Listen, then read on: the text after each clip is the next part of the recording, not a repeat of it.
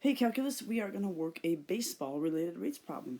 The first thing to realize that a baseball diamond is a square and the side lengths are 90 feet. And somewhere within that square is a right triangle. So all baseball problems will be a right triangle related rates problem.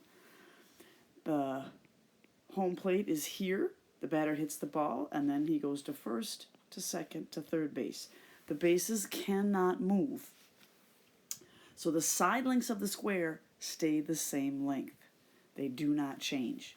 All right, so we need to read through the problem and figure out where in this square is our right triangle. So it says that the batter hits the ball, so he's right here.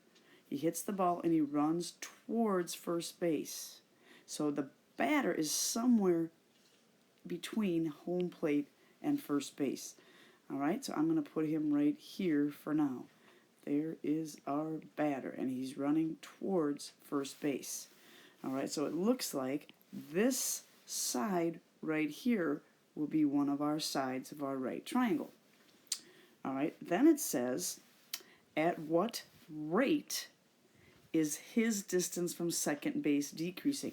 So it is his distance from second base. So we need to put in this side length right here, which will be our hypotenuse. So there, just by reading the information, we can figure out that the right triangle that we're dealing with is right here within that square. So in every right triangle problem, we need 6 variables. We need 3 side lengths, so I'm going to use X and Y for the legs, and Z for the hypotenuse. We also need 3 rate variables for the rates of change of each side length. So we need a dx dt, we need a dy dt, and we need a dz dt. All right, so now let's fill in what we have. The first thing that we have is he's running towards first base with a rate of 23 feet per second.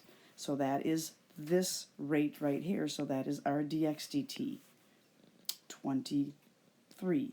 Now we have to figure out if this is positive or negative. As he's running towards first base, this side length is decreasing. So this rate has to be a negative 23. All right. We are asked for the rate that his distance from second base is decreasing. So this is our unknown rate. So dz dt is our unknown. All right, the other rate is this one here. This side length does not change in this problem. So dy dt is going to be 0. All right, now for the side lengths, we know that the sides of the square are 90 feet. So this side length right here, y, is going to be 90. We don't know z yet, but we have information here. He is 1/3 of the way to first base. So if this is 90, 1/3 would be 30. So this length here would be 60. So that side length is 60. So that is going to allow us to find z using Pythagorean's theorem. We can do 60 squared plus 90 squared. All right, so to find z, we can do 60 squared plus 90 squared is equal to z squared.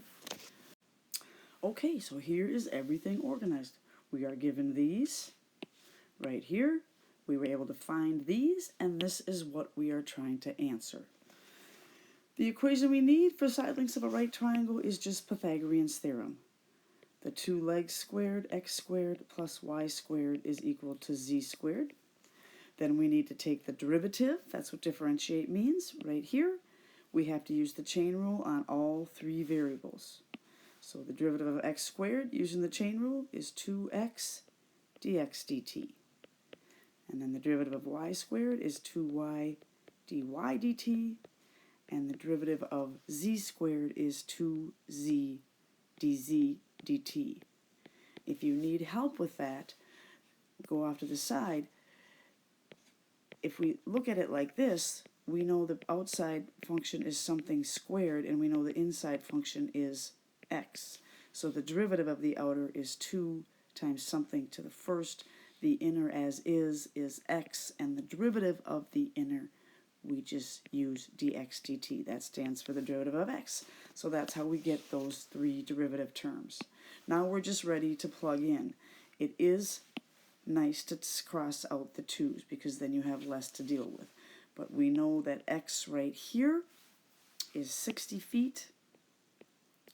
We know that dx dt is negative 23. We keep going. We know that our y value is 90 feet. We know that our dy dt is 0. That'll wipe out the whole term. We know that z is 108.17, and then dz dt is what we're looking for. So we should only have one variable. We should have all the other 5 values. Now we solve. We know that 60 times negative 23 is negative 1,380. This goes away, plus 0 is equal to 108.17 dz dt.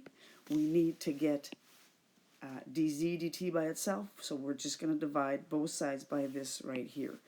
So we divide this side by 108.17, and we divide this side by 108.17. So those cancel out.